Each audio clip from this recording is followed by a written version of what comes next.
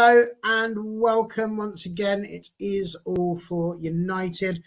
As promised, we are here ready for the joys of a recap of yet another win. It was a heck of a day. And, well, we're going to dissect it all now as we do on a Sunday evening. See you later, Dan. Lovely to have had you. He's disappeared. He's turned the lights off and he's put 50p in. Oh, now he's sideways. Goodness me. He's doing all sorts of gymnastics there. It's like the Olympics. But as you can see, just below me, I've got Olympic gold medalist Dan Bateman. He's here. How you doing? You all right there? Yeah, good. I dropped it. Right. There we go. He's doing his best Anana impression there. And over there in the top right, of course, it's my right-hand man on the left-hand side, Mr. Danfield. You all right there, sir? I am. Just ready to give some commentary on what was a terrible game, poor performance, poor. Oh wait, I don't work for Sky. It was a good game. We did well. We won 3-0. That was it. I was a bit worried about where you were going then, if I'm honest with you. Honestly, I felt like we were going to have words at the end of the show. The coverage that I've seen today from Sky was embarrassing. At one point in the Chelsea-Arsenal game, they described the result as lucky. It was a lot tougher than the scoreline suggests. I couldn't believe it. I was like, what?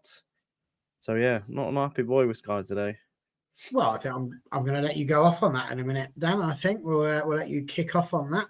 But we've also got, just down here, in the bottom right as we're looking at it, we've pulled him over. Deadline day transfer. We've seen him before in the women's channel quite a few times. But lovely to have him over here. It's Mark W. How are you doing, sir? Always one. There he is. Let me unmute the poor guy. Yeah, I sound a bit muted, aren't I? Yeah, I'm good. Thanks for having me. Pleasure to have you on, sir. So, hello, NT. Lovely to have you back with us again this evening.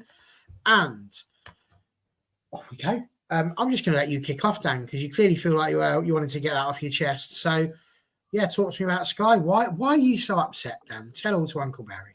It's frustrating, isn't it? Do you know what I mean? Like we played relatively well. We one of the better games we've played in a while. We dominated the game. We finished our chances. We played well, and you turn on Sky, and all you hear is how fortunate we were, how lucky the result was. The scoreline flattered us, and then, I mean, you watch Liverpool get absolutely total less by Arsenal, and then you have to listen to the Liverpool folks saying that it wasn't that bad. It just honestly baffles me. And then some poor kid that didn't watch the game or whatever is going to go into school tomorrow and take the piss out of his friends or whatever. It's really frustrating that we've annoyed that many people for the last 20, 25 years that's the coverage that we're going to get for the foreseeable future. It's just the cool thing to do, isn't it? To find the team that's been at the top and try and give them a bit of a kick in. But nobody likes us, but we don't care. That's generally how it tends to be, isn't it? Mark, lovely to have you on, as we say. Talk us through the starting lineup. I usually let Dan do that, but to be honest with you, it's getting a bit bored here and say, well, you know what Ten Hag's going to do. So it's the same answer each week. So I'm going to give him a week off this week. We'll ask you instead. Obviously, Andre Onana in goal. We had Shaw, Martinez back in the starting lineup. Obviously, we'll get to him a bit later. Harry Maguire starting, which was an interesting one. Dallo, of course, at right back. Then, of course, we had the guy, the man himself, Kobe Mainoo, alongside Casemiro with Fernandes in the 10 with... I've got to be so careful because I write their initials here, and Stevenage, we've got a right winger called Amy Gooderham, and I've written that, and I don't want to call Alejandro Garnacho Amy Gooderham because that's not going to work. So Garnacho on the right, Marcus Rashford on the left, and of course Rasmus at the top. Were you happy with the lineup when you saw that? Did you feel like it was one that was likely to go out there and beat West Ham? I did, yeah, very happy. I mean, I thought, Varane, we know he kind of gets rested for some games, don't we? And I think if we're going to keep Varane fit, then he's not going to play every game realistically. Maguire, there were a couple of scary moments today. I thought particularly one, which we could have suffered from. Did pretty well when he came in before Christmas. Unlucky to get that injury, so I was more than happy with Harry in there. And I think obviously Kobe is now favoured. Sorry, my phone's going off. Sorry about that. Just know what a dainty ringtone is. That's lovely.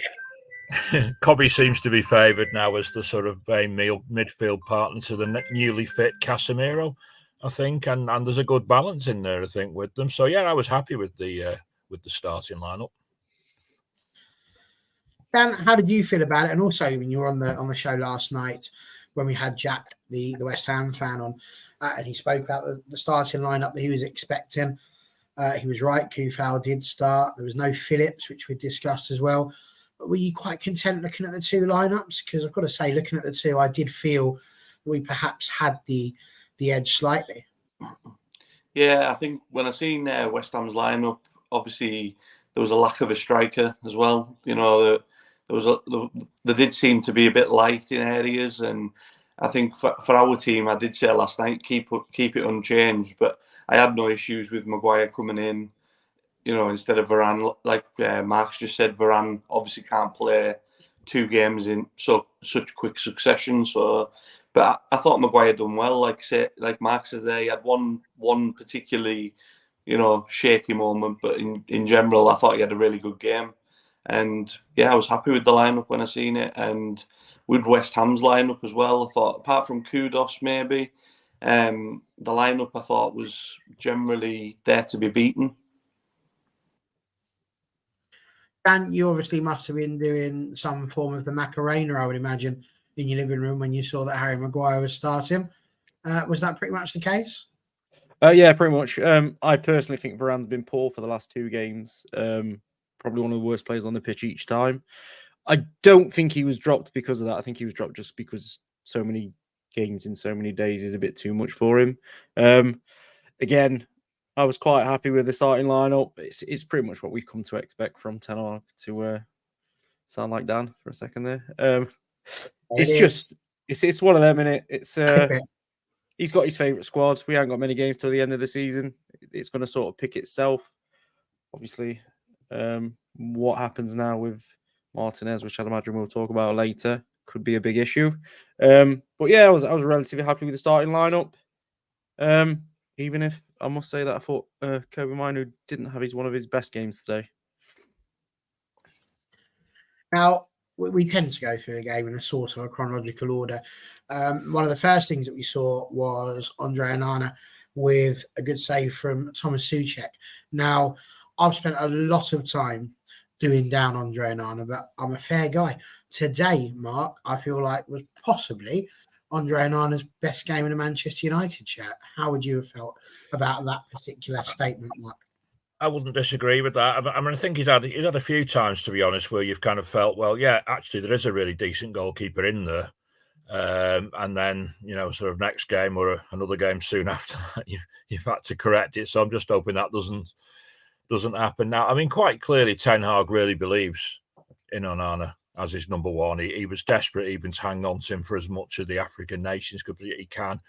And I tend to feel that, you know, when he's doing that, like he's done with Højlund, his belief's worth something, that he sees something in him that he sees as a future player. I don't personally remember any, I mean, perhaps Van der Sar was an exception, but certainly other Man United goalkeepers who went on to be great. Schmeichel had a rocky start. De Gea certainly did. And you know, sometimes adapting to a new league, particularly in a new country, can be a difficult thing, and particularly for goalkeepers, I think. So I think we've been seeing that with Onana. I've got a lot of time for him though. And I think when he has made mistakes, he's called himself out. He's not hidden behind anything. You know, and he's a larger than life character, obviously. I look forward to him because I think he can do it. I think he can dominate his area a lot more than he has been doing this season. And I thought he did that really well today. Well, it's a fair point from Mark there, isn't it? I mean, we all said, Danny B, when Andre Onana arrived, that it was a good signing. It was something that we were looking forward to. We were looking forward to the distribution. We knew that he was a guy who'd just been in the Champions League final. So you don't get to the Champions League final as a goalkeeper if you're poor. But it just seems to go missing at the start. And as Mark says, it can be tricky to get used to a new league and a new country and all of that sort of stuff. So do you think maybe that's what we're seeing now, and that actually going away, taking part in the AFCON and coming back, that has perhaps given him a chance just to reset and get himself back to the form that we would hope he would be in from the start, but wasn't? Yeah, I think I agree with what Mark said. I think that with Ten Hag, he's obviously backing his goalkeeper, and he's brought him in, and hopefully we're going to start reaping the rewards of him showing the faith in him. I thought today he done the basics right, and that's what I think's been missing from him for, well, probably for most of the season, where he's too busy focusing on passing the ball out. And whereas he even come for a corner today and punched it and actually got it away, and I was like, he's coming off his line, which was what I was criticising him for. I think it was the Spurs game where he wasn't coming off his line. Obviously the save early on, there was a couple of other saves. There were routine saves, but we've seen him let routine shots in this season. So I was just pleased for him to be stopping the ball going in the net, because as long as he's doing the basics and he's stopping the ball going in the net, we're seeing a better version of him anyways. So, no, I agree with you, Barry. I think it was probably his best game for us this season so far. Perhaps he's been listening to your podcast, then. Possibly. Just the best version of himself, maybe. Good plug that on it. Love Danny B. Other Dan. I can't believe I've relegated you to other Dan. That's because you're the second one on this one. Goodness me. Sorry, other Dan. For you, Anana, Swalumba, he's back. And he's coming with West Ham weren't that sharp in front of goal, which may be a reasonably fair point to make. But does that, as JJ says, they're actually appalling in front of the goal. So Swalumba actually coming in with the nicer of the two messages there. Nice to see, Swalumba. Well done. Keep it up. But yeah, for you, Dan, is that pretty much spot on? Was it more of a situation of West Ham not taking their chances, or can both be true that Anana still had his best game? I think they can both be true, to be fair. He was probably a little bit poor in the finishing, but then when he needed to make a save, he made a save. So that's important that he did his job when he was called upon. I just keep going back to the Emerson chance from the Maguire, not mistake, but yeah, mistake, because he didn't react fast enough. But that finish was absolutely shocking for a top-level player. I don't understand what he was doing. No, I definitely think they're both the case. Let's be honest. Onana's Premier League form is not that bad in comparison to his Champions League form. He seems to go quite well on the spectrum of stats, but he just needs to keep doing what he's done today. I noticed he was a little bit more aggressive at corners, and I think some of our players need to start doing that as well. He was constantly pushing his man away, and I was all for it. If the referees are going to let it go like they seem to be over the last few weeks, goalkeepers really need to start shoving people. Like, I don't know who it was, but at one point he was basically just shoving the guy. He wasn't even trying to wait for the ball, which is what they've been doing to him. So I think it's good. I'm still not 100%, but I agree totally what Mark's saying. I can't remember the last time a Man United goalkeeper put on the Man United goalkeeper shirt and just settled in.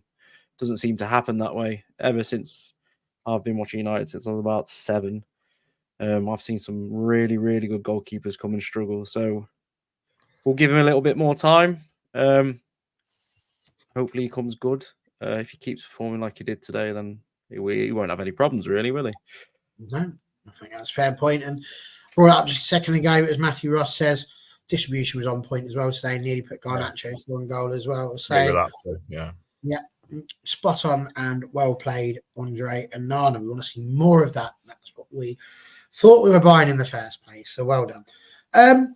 Speaking of goalkeepers, the other goalkeeper didn't do too terribly either. Areola there with a couple of early saves, a really good one as well from Bruno Fernandes early doors. Dallo also doing well getting forward, but listen, I've left it long enough.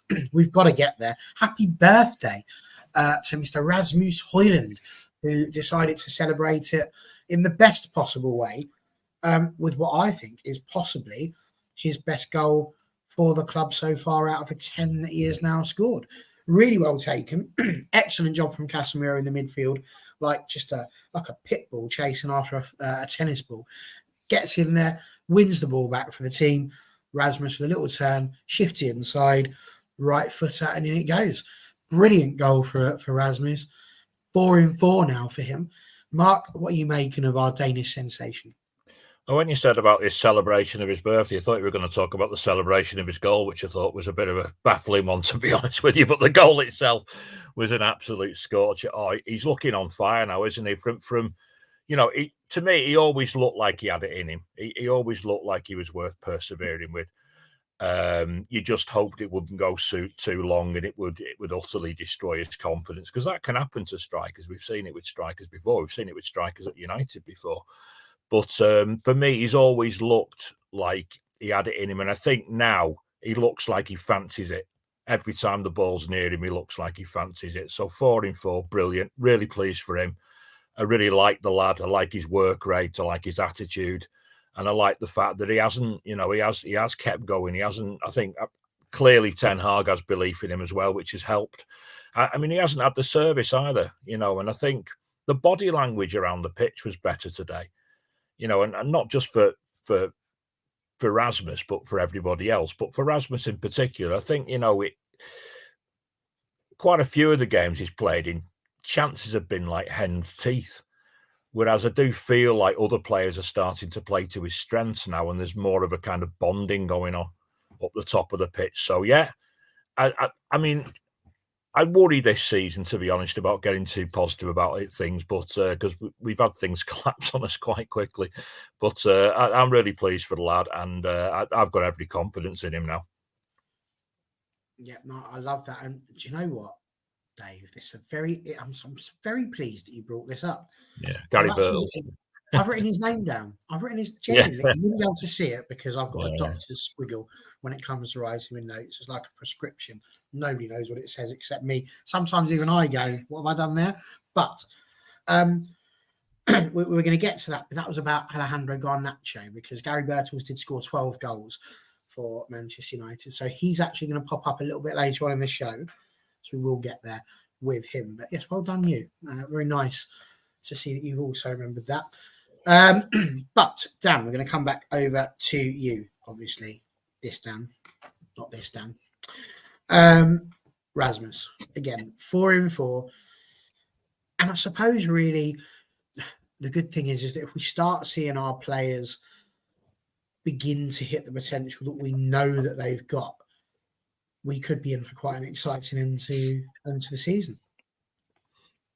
Yeah, I think with Rasmus, like I said on last night's show, I think we all knew the goals would come. We've obviously seen in the Champions League that he could score, and it was just a matter of getting that first one. And obviously he got it against Villa, and it was like it was a massive weight off his shoulders. And now it's just, he looks like he belongs. He looked like that goal today. That was a seasoned striker's goal. Like the way he took it, the way he went round it on his weak foot, buried it in the bottom corner. Like if that was an older headed striker, you'd be thinking, oh, you can tell he's been around for a while. Like, there's a lot of stuff that he does that you think is beyond his years, and I think he's only going to get better. And like Mark says, we're playing more to his strengths now as well. And Garnacho's trying to find him. Even Rashford a couple of times today tried to find him. He wasn't just turning in and shooting from 25 yards. And, it does seem to be working. And like I said last night, the more that front three play together, the more they get used to where each other are, what runs they're going to make. And surely it can only be good the more they play together and they understand where each other are going to be. No, absolutely. The cohesion is really starting to show, which is great stuff. Mr. Dan, Mr. Field, question for you is pretty much the same, but I know you like your stats, so I've deliberately saved this for you, because Rasmus Højlund, with his 10 goals, none of them were penalties. So with 10 non-penalty goals, he is the top goal scorer in all 5 European leagues, top European leagues, if you're under the age of 21. Bellingham's in there somewhere. I can't remember if Bellingham was second or first. I'm going to have to stay out to fact check that one in my head. But whether he's first, whether he's second, pretty blinking good, isn't it? Oh yeah, it's expected, to be fair. The amount of money that was paid for him, and the fact that he plays Manchester United, he should be getting goals. I still maintain that whilst others are still trying to find him, we had a discussion on the show the other week in terms of Højlund himself. He's starting to do the bits that I wanted him to do better. So you saw today, it just, again, it's just my opinion. He would have made a run into the box and not towards the ball. When Casemiro won it back, he would have waited maybe for, I don't know, Garnacho to come over or Rashford to come over. But he didn't. He dropped deep to try and get involved in the play. And then Garnacho's run gave him a little bit of space, good skill on the edge of the box, and a great finish on his weaker foot. I genuinely think if these three can gel as well as it looking like they will, we'll have a good, strong end to the season. It's exciting, isn't it? To be fair, it's about time we can get a little bit excited about them. It's about giving them a chance. They said it themselves in the interview afterwards. He's 21 today. Garnacho's 19. And then if Rashford can sort of just turn not only his form around, but his situation off the pitch around, he could be a leader for both of them. And that's nothing but a positive thing. I think Højlund will come really good, and it's good to see that he's making these runs. It's a shame. I just think it's a really big shame that we don't have a striker on the books that could spend a bit of time on the training pitch with him. If we could have maybe brought someone in like a Harry Kane in the summer, and they could have learned from Harry Kane for a season or two, that'd have been perfect. So hopefully in the summer transfer window coming, we can bring someone in that's a bit of stature and can help him on his way. Rubbish, Dan. What you're talking about is clearly been learning from Scott McTominay. Great finisher. And you mentioned about it, so we'll throw this up now. I was going to pull this up a little bit later in the show, but MT said the baby trinity. That's an interesting way of looking at them. But it's at least something we can be a little bit excited about. Højlund, Garnacho, and Mainu. And I think absolutely this is definitely something we do have the right to be a little bit excited about, because we've seen their flashes, we've seen their brilliance, we've seen what they're able to do.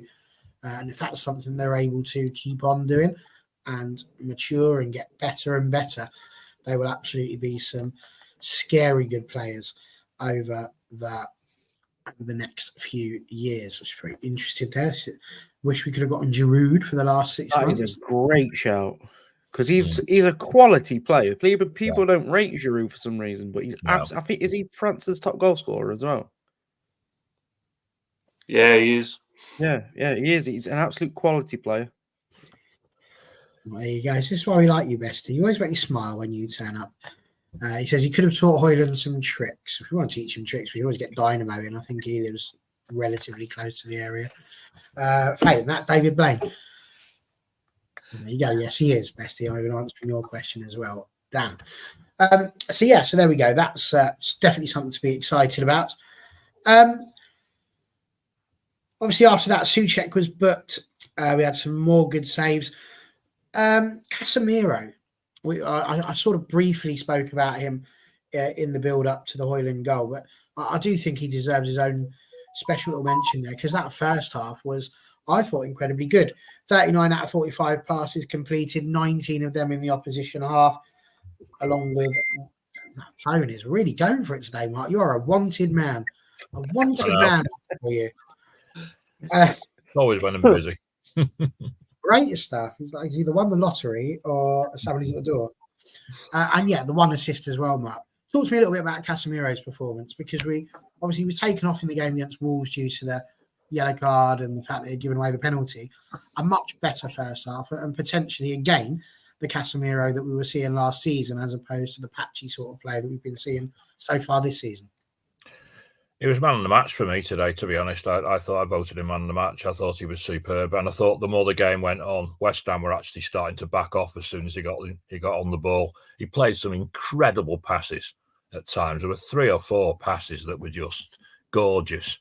And, when Casemiro's on song, you get, as he was a lot last season, you get that in his game as well. He's not just a defensive midfielder. His range of passing is incredible. And he's the kind of midfielder we've not had for years at United, who can dominate the game on his own when he's at his best.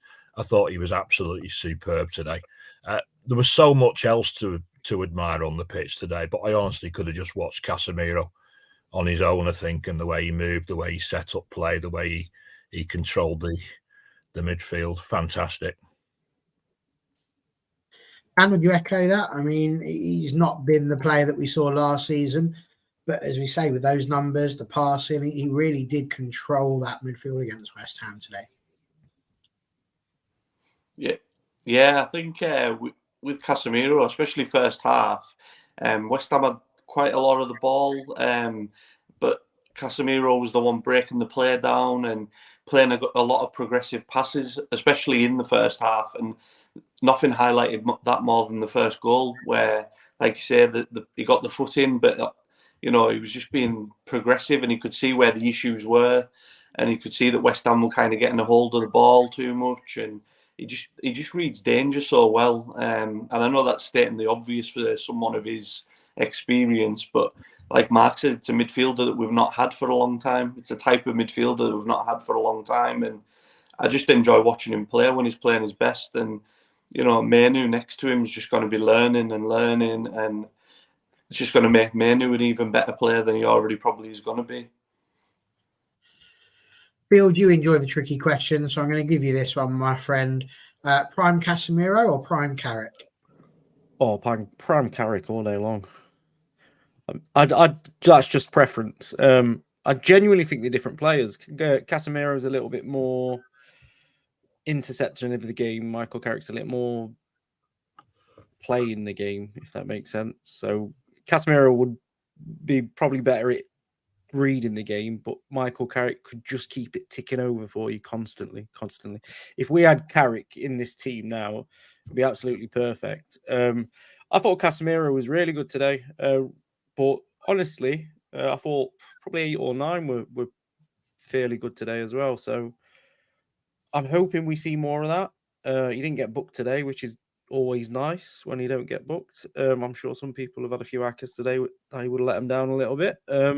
But no, he was definitely back on his peak performance. Again, I agree with Mark. His passing, some of his passing today was an absolute joy to watch. The way he was breaking the lines was brilliant, and we've missed that. Absolutely.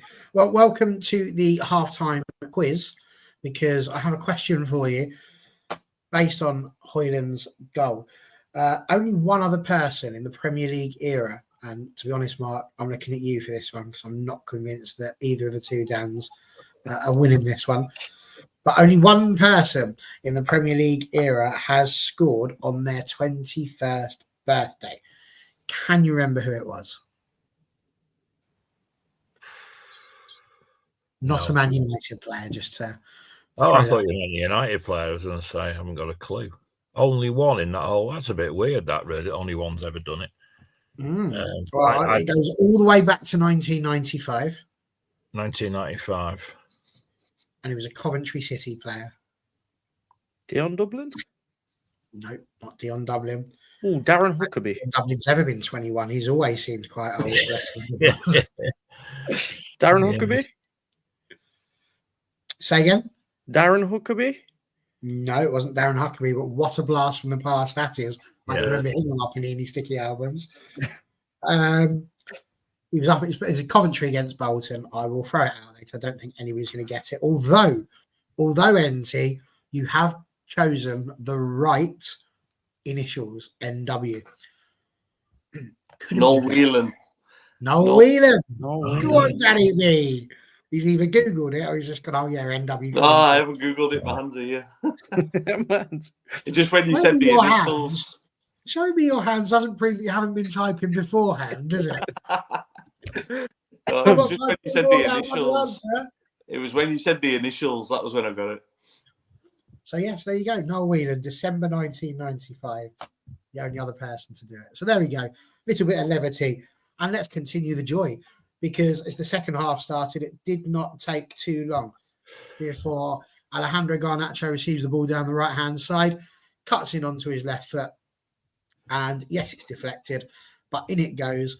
And I think what I enjoyed even more than the goal was the celebration. The fact that he goes running off, sits on the hoardings. There's that picture that's been going around, but it was just what Kudus did against us when they scored their second goal in the previous game. And that was just some really good housery that I very much enjoyed from Garnacho, and just the sort of thing that, again, that we've been missing, really, that ability to sort of ruffle a few feathers. And I'm sure that there were a few West Ham people there who were very much aware of what was going on there. Mark, how much did you enjoy that first goal from Garnacho? I can enjoy everything Garnacho does, to be honest. I'm a massive fan of his. Brilliant. Yeah. I mean, obviously, it took a big deflection, didn't it? But it's one of those things when you're firing shots in from those kind of angles, you will get deflected goals. And I just think you've got to try your arms sometimes. And if it does hit someone and go in, that's just an extra, an extra thing that might make it hit the target. So I thought he was great. Yeah, the celebration, definitely get that. Really good. And like with what you were saying with Sky before, I don't really mind if we annoy people, to be honest. To me, that's part of being Man United. I think if people are underestimating us or writing us off or something, I don't care about that. Let's get on with it. Let's just do what we do. And I'd love to see us prove a lot of people wrong, because it's been a long time that those people have been able to sort of sit back and just expect us to underachieve. So I'd love to think we could turn a corner at some point. Garnacho, for me, has been a big part of us now, is him playing on the right, because Anthony, and I'm not joining in the kind of, we can all criticise Anthony. We know he's disappointed in a number of areas, but problem with Anthony, always had to come in on his left foot. Garnacho can go either way, and it really terrorises defenders with his skill and his pace and his trickery, and the fact that he can go inside or outside. It really does terrify defenders. So I think moving him to the right-hand side was a really good move for the team. Hard to disagree with that at all. Matthew Ross has said, Danny B, that he thinks that Garnacho did the celebration because Di Maria has told him to stop doing Ronaldo's celebrations, so he does another, and he hopes he does more. And that may well be the case. Which one do you think it was? Do you think it was a little bit of housery against Kudus? Or do you think it was a big shut up to Angel Di Maria? As much as I hoped, it was a shut up to the Angel Di Maria. I actually think it probably was a bit of a go at Kudus for doing it against us. I think he wouldn't want to upset Di Maria, really. I don't think, by doing something total opposite. But I think Kudus done it against us. It's good enough to give it back. And like you said before, that it's nice to be in that position where we can give a bit of stick back to somebody. And because we've a lot of the time this season we've just been rolling over and getting beat, and it's just nice to give a bit back sometimes. And like I say, a nice bit of housery, which is good. Absolutely. And Dan, tell me a little bit more about what Mark was just talking about there, that abilities are coming on both feet. It really is something that's been missing, hasn't it? We know whenever Anthony has been out there, he generally did, like you say, coming on the left foot. Even Rashford, if he's been out there, other players generally on the right foot. So they're either going to come in and pass, or they might have to go to the byline and cross. That ability to be able to come in, shoot, pass, cross, the defenders just don't know what it is he's going to do. And that uncertainty unlocks the opportunity for him to shoot, cross, and bamboozle the defences. This done or this done? He's spoken, isn't he? I'm not asking two questions on the trot. It's just because my name keeps changing, that's all. I'm getting confused. I call you now. Yes, I've got in the wrong order. I usually let you go first. No, I'm glad that he's gone over to the right, but again, I could give him loads of plaudits and I could give the team loads of plaudits, but they've got to be able to interchange as well. So I'm hoping that we see them swap a little bit like we used to back in the day. And Garnacho does go to the left sometimes, Rashford comes to the right, even Højlund drifting now and again will make me happy. He is just terrorising defenders in general. He's so quick as well. I didn't realise he was as quick as he is, but he seems to just be absolutely rapid. To be fair, I thought the wingers had both fullbacks today on toast in terms of they could beat them quite easily. I thought that's where West Ham looked the weakest, which was, I think, probably three of the back four didn't play very well. And then obviously the goalkeeper got injured as well. I genuinely think that in terms of the celebration, I think it was a dig at Di Maria. I don't know whether you'll be able to remember it, but Ronaldo did that very same celebration where he sat when he was playing for Real Madrid on the hoardings and just had a look round. And there's no love lost between the criticism he gets from Argentina and some Argentinians, because he's a Ronaldo fanboy and not a Messi fanboy, and they just don't like it. So he does. To be fair, you see it on his social media pages and stuff. He gets loads of stick for it because he prefers Ronaldo over Messi and he's Argentinian. But I'm happy with his performance. Absolutely gutted because I dropped him to my fantasy football bench, so missed out on 13 points. So I'm not happy in that aspect. But yeah, I thought he was fantastic today. Can I just check? Am I the only person who just doesn't really care about this whole Ronaldo and Messi debate? I don't care. I don't care about it. The kids at school, they always come and go, Mr. Ast, what do you reckon? Ronaldo or Messi? And they just seem shocked when I go, I couldn't care less. Like, they're just both good footballers, enjoy them while you still can. Like, depressing. They're both absolute aliens. The pair of them. Yeah. They're aliens. They're not from this world. And we'll never see the like of either of them again either. Oh, it'd be amazing if we do, but I'll be shocked. Well, we shall certainly see on that one. Kobbie Mainoo obviously came off for Scott McTominay just after the hour mark. Probably a good thing for him to get a little rest going into next week, having played 2 games in the 3 days. But I think one I wanted to talk about next was Diogo Dalot. I know that we've had a lot of chat about Dalot at times, and I mentioned it a little bit in the Wolves preview and review as well.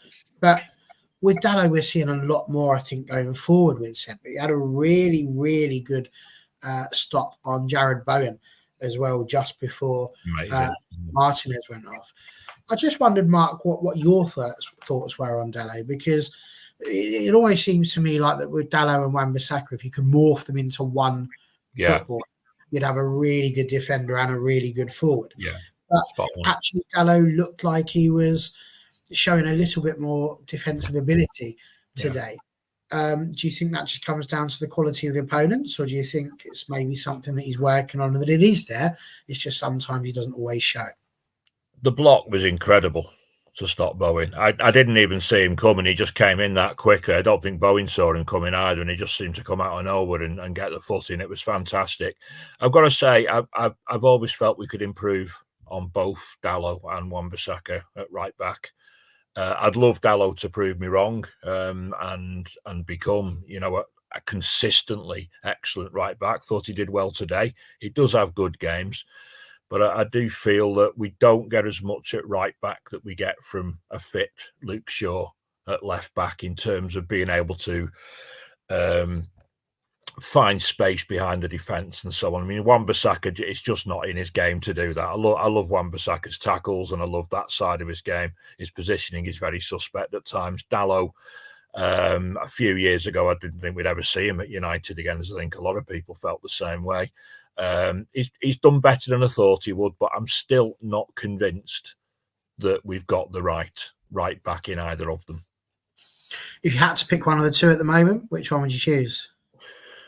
Horses for courses. I think if we're playing really difficult opponents, I'd rather see Wan-Bissaka in there, and we've got to do a lot of defending. I think in games like today, I think Dalot would get the nod. Seems sensible to me. Danny B, just there's no confusion there. Danny B, what say you on the whole Dalot thing? Because again, we've been a little bit critical of him at times, but again, good today, and he has shown going forward that he can help us with our goal scoring trials and tribulations that we've been having. Yeah, I had Dalot down as my man of the match actually, him or Garnacho for me, but I thought Dalot today was brilliant. I thought everything he done, took it into midfield, going forward, like you said, the block on Jared Bowen. I was just waiting for the net to bulge. I didn't even see Dalot coming, and then you just seen him flinging himself in front of it. And the one thing I enjoyed as well the past couple of weeks is all these high fives at the back as well when we're making blocks. And, that was what we seen last year when we were winning games 1-0 and we were scraping games, and there was a lot of high fiving at the back. And I can only think that's maybe with Martinez being back. But for Dalot, like Mark says, it is horses for courses. And I think, if you're at City away, Liverpool away, Arsenal away, you'd probably go with Wan-Bissaka because he's stronger defensively. But, I'm hoping that Dalot proves us wrong and we might have a real, player in there, but there's just, I think he'll get found out against the better sides, in my opinion. It's a fair enough point. And Twalumba saying that he got caught on the break but recovered and inverting too much, he was okay. And an okay from Twalumba is almost an 8 out of 10 from everybody else. So that's a high praise indeed there.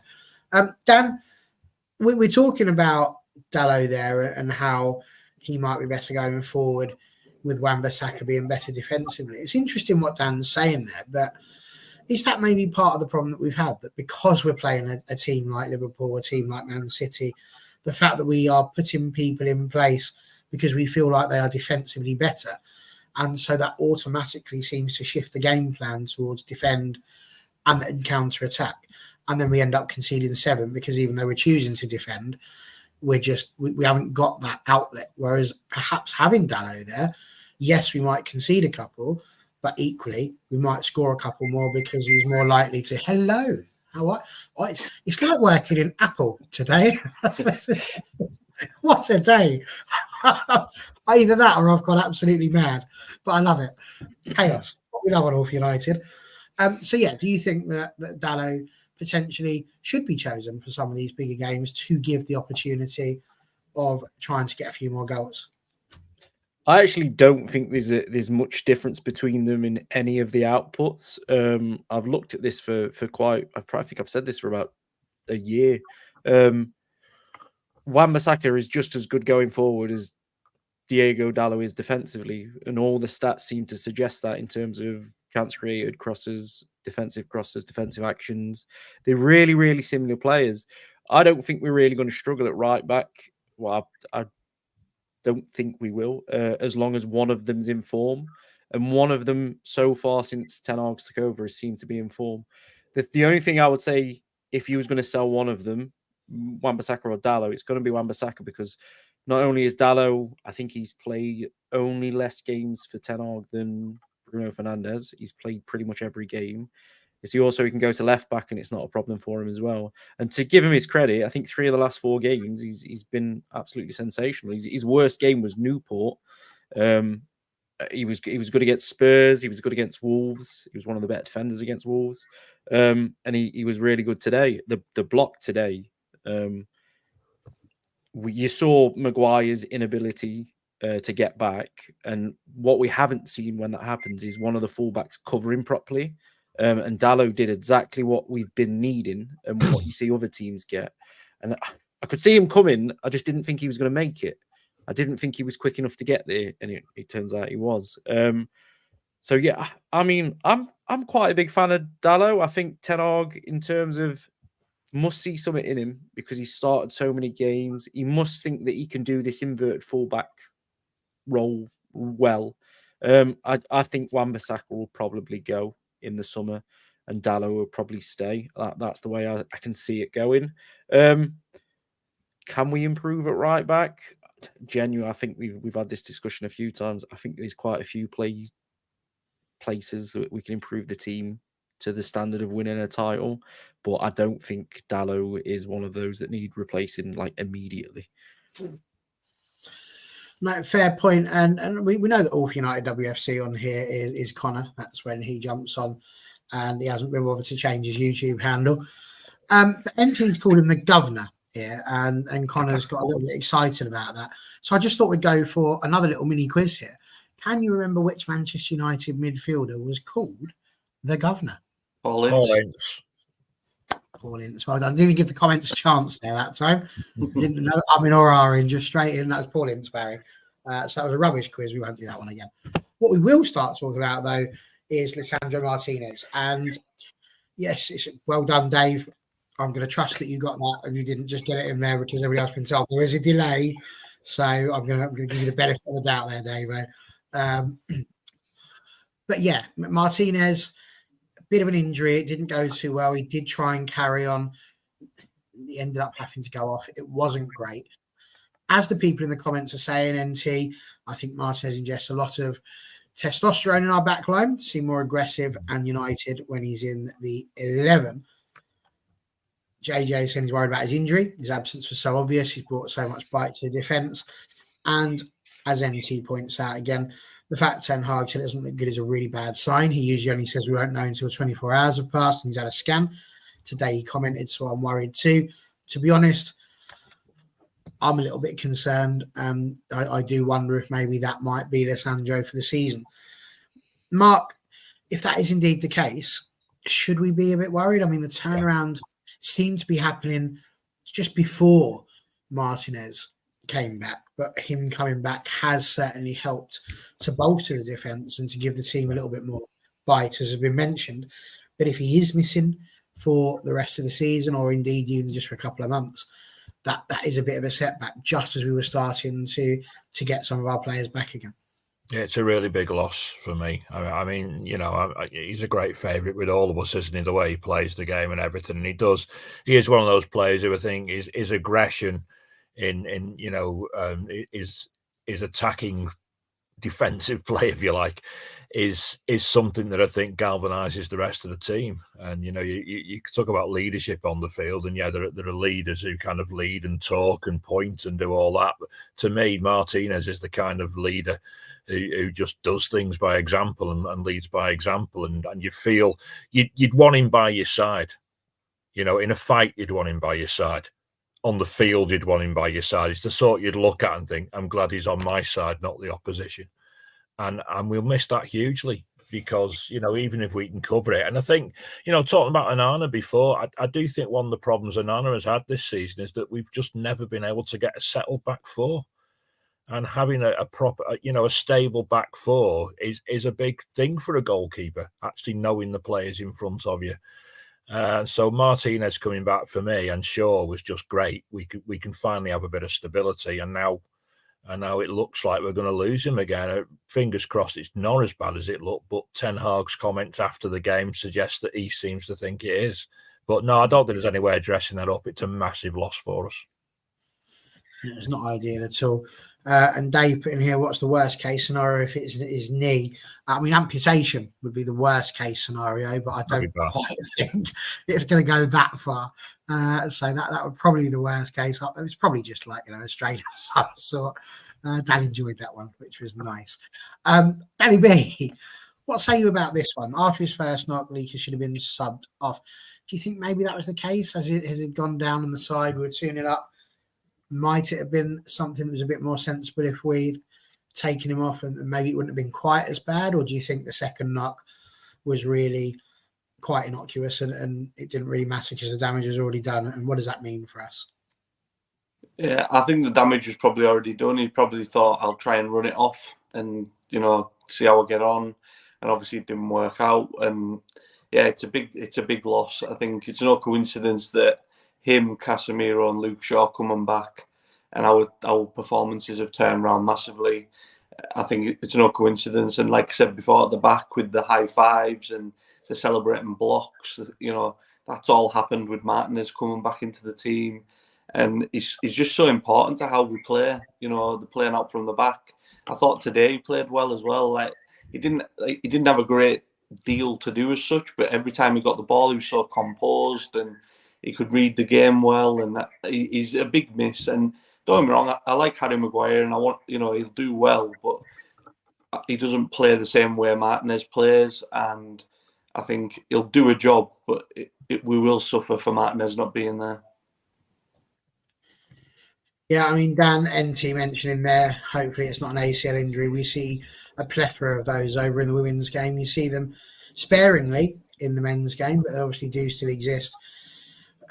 What's your worry about this? Because he has been out for the whole season. He's not really been there, and it has been a tricky one. As I say, the results were getting better before he arrived, but I think he bolstered us and gave us a bit more impetus and a bit more momentum. Is this potentially going to be something that could stop that momentum, or do you still have faith in Sir Harry of Maguire to lead the defence of the promised land? I think I fall a little bit different on this one. We've conceded 5 goals in 2 games since he's been back, and 2 of those were against Newport. So he's not stable the defence at all. I get he's got a lot of credit, and we missed him. And I agree in terms of he shows a lot of fight, and we do seem to celebrate defending more when he plays. but we've still had the same problems with him playing than when he wasn't playing. I think more importantly is just having a selection of players to pick from at the back that we haven't had, which is Maguire, Varane being fit, Shaw being fit, Dallo not having to play left back all the time. If we can just get a consistent back four, I think we'll be a lot better off playing once a week. I'm not a doctor, but I think it's probably going to be a medial ligament injury in his knee with the way it's stretched. I actually wasn't happy with Kufau. I don't think he needed to fall out like that. He tried to wrap himself around his leg, like he was annoyed by the challenge, so he sort of went down in a fashion that he didn't need to. I think he could have actually done him a favor and got out of the way a bit quicker. If you like, I was a bit annoyed watching it. He's obviously going to be a big miss for us because Ten Hag loves the whole left-footed centre-back, and I think it is a big way to the way he plays and the way he invites the right and left-back into midfield for to play inverted. Thing is, we just need to keep somebody fit. A back four between now and the end of the season, and then hopefully we've got a consistent back 4 or 5. I'm hoping it's, if I'm right and it's medial ligament, it'll probably be 4 to 6 weeks, which is not as bad as if it's like cruciates or something along them lines. But he'll be a big miss for us. But at the same time, we've not stopped conceding goals within in the team, and I'll point back to some of the biggest defeats that we've had have been with him in the team. So there's more problems than just that one position that's going to fix it. We still need to fix the issues in front of the defense, because the defense is not going to be any better until those issues are fixed, which is, it starts from the front. If you don't defend as a unit, you're not going to defend very well. Yeah, I mean, my reputation is going before me here. I had no intention of having a go at you for that one, NC, but now that you brought it up, it does make me much more likely to attack. But I'm going to just walk away from that one, as Casemiro should have done, rather than grabbing people around the neck in that game.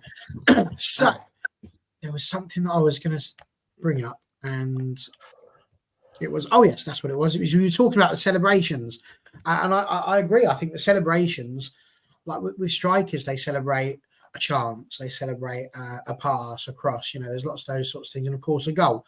And I think for defenders, it's absolutely what they should be doing. They should be celebrating a tackle that's going to stop an attack, or a block that stops a goal, because ultimately their aim is to ensure they keep a clean sheet. And every time they do that, it should absolutely be the same as scoring a goal down the other end for me. And Dave, this was the other one I was going to bring up. You could put Shaw in at centre back, but then potentially that means you've got to stick Dallo over at left back. And that can only happen if Wan-Bissaka's back. So I don't see that happening immediately. Potentially when Malacia comes in as well, you could end up putting Shaw in if Malacia's fit at left back. But again, it's all if, and if wishes were fishes, the sea would be an ocean. So I don't know. It's a good shout. We know that he can play well there. My issue would then be, are we then weakening left back just for the sake of putting in the centre back? And to be fair, the likes of Evans and Maguire are potentially capable as well. But Bestie, he agrees with you. So there we go. And to be fair, they're still going on about Paul Ince ever since we brought him up. I remember scoring against us for Liverpool around 97 to 99 and celebrating like a madman. I was so disappointed, and I felt the same. I think that was the point where Paul Ince went from legend to leg end for me. Dave says there, more snakes that left United and over to the other side. Teva's another, but we welcomed M. Owen. So there we go. We also have our oldest academy player, Johnny Evans. Exactly. So there we go. That is where we stand with Martinez. Hopefully he gets better soon. That's what we're after. And then, of course, 5 minutes to go, the icing on the cake, Alejandro Garnacho. The surprising bit for me here was the amount of space they were giving him. They've seen how much he's punished them once. They see how dangerous he is on the right-hand side. Nobody there. Like, it was literally, he had the keys to the West Ham back line. Like, nobody wanted to be near him. And he gets the ball, places it past the goalkeeper, no drama whatsoever, 3-0. And he becomes... like I say, a goal scorer right up there for Manchester United, 12 goals in his career so far. He only had 2 shots. Both of them were on target. Both of them were goals. We've spoken a lot about Garnacho, Mark, but just tell us a little bit about the finish. How did you feel about that? And could you believe that West Ham are giving him quite as much space? I was happy that we were giving them so much space. I think, like I said before, with Casemiro, they were just beginning to back off. I think a lot more in that second half. I think we were finding a lot of space. I think it's not really happened very often this season. It was nice to see a side actually doing that and looking frightened of us a bit. And I think it was a sign that things were bonding at that end of the pitch. Yeah, he took the finish, took the goal very well. And there were a couple of other occasions as well, weren't there, before that, where he might have been picked out and the defender got to it, or the ball in wasn't quite as good. Could easily have had a hat trick, really, with the right ball in. Yeah, I love the guy. I remember watching him in the youth team a few years ago. I was Cobby Maino was in that team as well when we won the Youth Cup, and there was a game in that run where he scored against Everton. He literally ran from the edge of his own box with the ball to finish it at the other end of the pitch. And it's just, even then I knew that this lad's going to be a star, and just hope we could get him tied down and it'd be a star for us. So yeah, he's fantastic, and he's got that hunger as well, and the directness of him. It's just, it's not just trickery. He really wants to get in there. He wants to get into goal-scoring positions. His first thought is to take it towards the area and really terrify defenders. Love it. No, absolutely. And Danny B, this is where this comment comes in from Dave earlier on, where he mentions Gary Birtles, because Garnacho getting to 12, he's at Gary Birtles' level. Now, what I mean by that, I'm not saying he's like Gary Birtles. Let's be very clear about that. I'm talking about goals per game ratio. Gary Birtles was roughly the similar amount of games played when he got to 12 goals. So that's where we are with that one. But that's the sort of level he's at now at the age of 19. Gary Birtles was a lot older, obviously. And he's also got a better goals per game ratio than Alan Smith, who played a similar amount of games as well, which in terms of forward players, I think is quite good. If this is where his sort of starting level is, sky's the limit, surely. Yeah, I honestly think he could go right to the top. And for me, it's all the stuff that Mark's just said, but for me as well, it's he never stops running. Like, his work ethic is second to none. Like, he never ever stops running. Like, even in the first half, like early on, I thought he picked up the ball and he had his back to the play. Emerson was forcing him back, but he was just keeping hold of the ball, doing the simple things as well. And I love it. I love how direct he is when he gets the ball and he's running at players, but he also does the simple things. There was a couple of times in the second half where he got a lot of space, and he nearly played Rashford in a couple of times. He could have got more goals, but he also could have got assists as well. And that end product is going to come, and he's going to get more assists. He's going to get more goals, and as long as we can keep hold of him and he doesn't want to go anywhere else, I think he could go right to the top, to be honest. And no real big question for you. Anything to add to that? No, my only worry is what team that he'll be playing for when he's at the very top. Yeah. I've got a sneaking suspicion that might be Real Madrid. He's, with him being such a Ronaldo follower, I think he'll probably follow in the same footsteps. As long as, if he goes to Real Madrid, we get in a club record fee again, then it's business well done. He's definitely going to get to the top. He's got the mentality to get to the top, and I think that's important. He's only 19 and he's got a better mentality than most career professionals. So it's just he's a brilliant player. I can't wait to see more of him, to be fair. Right, absolutely. The game was drawing to an end. Anthony and Victor Lindelof obviously came on for Rasmus and Luke Shaw. Scott McTominay had a shot that went wide. He wasn't really ever in much danger of scoring. Harry Maguire had a good block against Kudus as well late on. It was very interesting to see how Swalumber's put here, actually, for the first time we finished the game without any real pressure. I suppose 3-0 will do that for you in terms of West Ham not really feeling like they had too much of a chance of getting back into it. And then, of course, the game finished. It was 3-0. It was 3 points. We're going to talk about the league position in just a second. Just want to have a quick run round on Bruno Fernandes. not because we're going to be having a go at him, but his numbers are actually quite interesting. Again, 58 out of 67 passes completed, 3 chances created, 1 assist. But yet we've not mentioned him through pretty much the entire show. What did you make of Fernandez? Because he was quiet, but equally his numbers and his output still shines him out there as being one of those players that really had control over the game. So, Mark, how are you feeling about Bruno Fernandes? Seems almost counterintuitive to say it, but I'm almost pleased he had a quiet game, because I think sometimes when we're not playing so well over the pitch, he tends to have to do too much, and he tends to have to take a direct grip on situations, which he can do very well.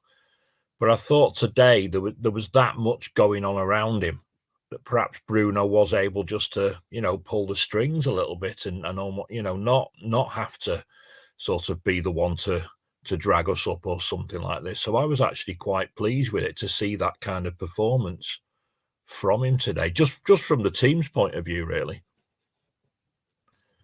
Absolutely. And then Dan as well, just follow straight on. Anything you've got to say on Bruno? I thought it was a really just understated performance. Like Mark said, it's nice to see, really, because a lot of the times, like especially over the past few months, you just see him running around like a bit of a headless chicken, trying to overcompensate for some other players. And I thought Manu was the same. I thought Manu didn't particularly have a great game, but he didn't have to. And after obviously he bailed us out at Wolves, and he's had a lot of pressure on his shoulders as well. It was nice to just, kind of see them just have a general 6 out of 10 performance and not really having to do too much, which was nice. No, I thought Fernandes was one of the better players on the pitch again. I've been saying for a few weeks, we've wasted Fernandes massively over the last 12 to 16 months because he's playing out of position. He's doing things that he shouldn't be doing. Like, don't get me wrong, he should be tracking back and he should be doing these things, but it's like when we had Rooney playing right back at times. It's just, he shouldn't have to cover so much distance because you're losing what he's really effective at. I actually thought Manu wasn't great today, but he should be allowed them games, and then that's when your players like Casemiro and Fernandes should be able to cover for him. I just want to touch on with being comfortable at 3-0 after 83 minutes. I can't remember when we scored the last goal, but it was a bit later on. It was a little bit disappointing not to see the likes of Forson and Ahmad get 10 minutes. I thought that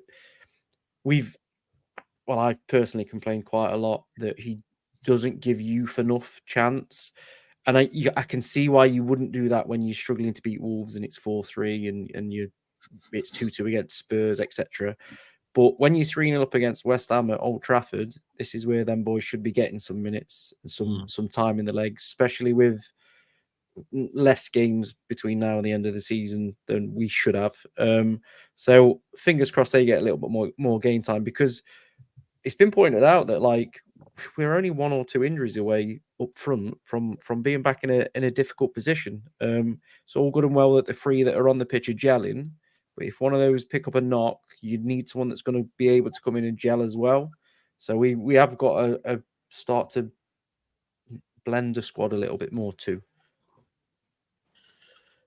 Absolutely fair points all round. And my final question really on the review is where it leaves us in the league, because obviously we're in sixth position now, 6 points behind Tottenham Hotspur, who drew 2-2 against Everton yesterday.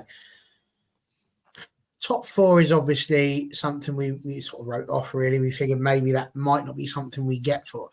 But now that we've made it to 6th, for me, the next objective, let's see if we can get to 5th, try and pull them back, see what happens. So is that sort of way you look at it, Mark? Do you sort of look at the table now and just go, ignore what happens anywhere else, let's just try and be one place higher? And the best way to do that is to try and reel Spurs back in and see if we can get ourselves above them, which you've got to say we've got a great chance of doing, because this is Tottenham Hotspur we're talking about, and they love being there and just having a little drop. I'm a one game at a time sort of guy, really, Barry. I think I don't want to, particularly this season. I've been hit too much by thinking, well, maybe we've turned the corner a little bit. I mean, it feels at the moment a bit more convincing, than perhaps it has before. But I'd still say, we talked about West Ham missing chances before. I still think we're a side that we rely on other teams not to take their chances. For me, if teams take the chances, we're in trouble. And I'm still cautious about feeling that we can get in the top 4. Obviously, I'd love us to, but it's going to take a further level of improvement, I think, to get towards the top 4 places. Absolutely, fair point. I think, Dan, for you, do you feel like 5th is attainable if it was against Spurs, which it very much seems to be? Villa winning, City not doing too bad either. Only Liverpool really losing with the game that happened today. But what do you reckon? 5th possible? This time. Yeah. No, I think we just need to just try and finish the season as strongly as possible. I think probably, if we're being honest, I think top 4 is probably out of reach. But we can finish as strong as we can. I said on a few shows ago that if we could get to an FA Cup final, finish 5th, given everything that's happened this season, I don't think would be an absolute disaster. I just think the top 4, well, especially the top 3, are just in a league of their own. And then I think even Villa and Spurs have probably got enough points on the board for us to, we need to really work hard to try and claw that back. I agree. And NT has helped me to evolve the question for you, Dan, because I'm going to ask you, Dan, because as much as we're going to talk about the potential of getting 5th, this still blows my mind. The fact that we're in 6th position, I can't even say it with a straight face, in 6th, and we're on a -1 goal difference. That it's unfathomable, really, isn't it? Yeah, but defensively we've been very leaky, and attacking wise we haven't scored a huge amount of goals. Are we finally scored more than Luton, or are we got less than them because they scored 4 the other day? So I think we're still under Luton. We're just not scoring enough goals, and we've not kept we've kept clean sheets, but we haven't had enough low scoring games. We lost 9 as well. It's just been one of them seasons.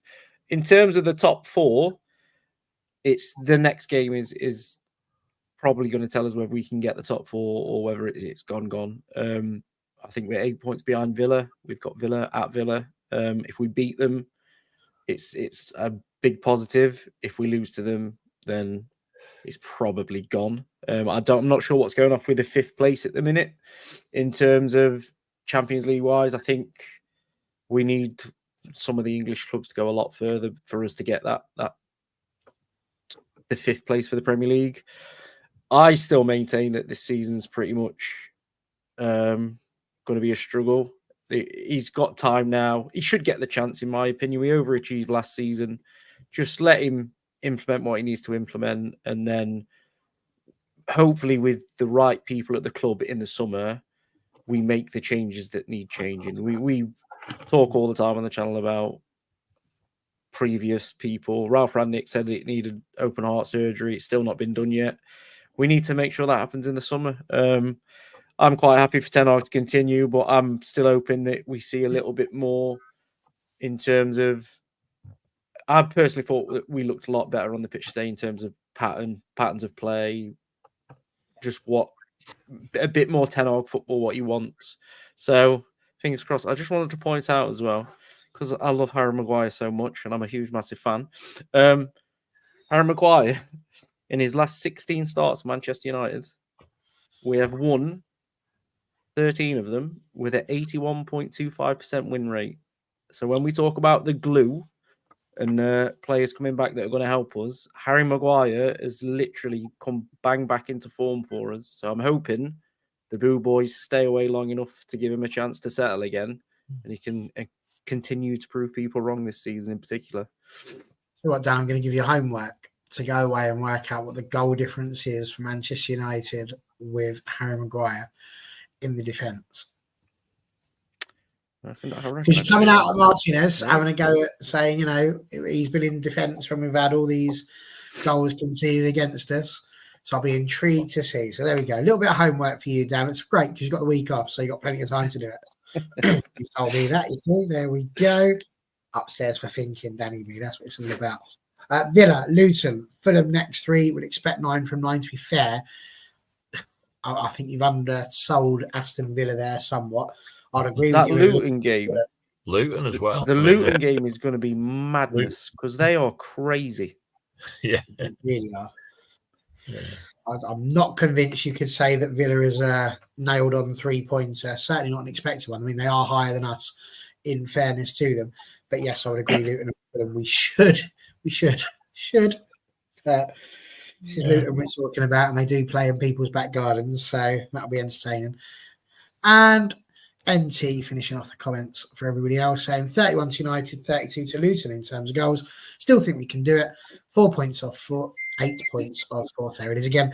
15 games to go. We need to have a great run of form, and I hope a couple of harder games go our way. Not likely, but not giving up. Listen, it's about this time of the season, wasn't it, when Kevin Keegan decided to shake his little permed locks, giving it the big one about how we love it, just love it.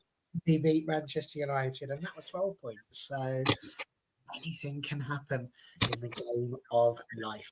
Gang, it's been absolutely brilliant having you all on again. We have fully reviewed, I'm going to do a big tip, fully reviewed the cracking game that we managed to play today. Well done.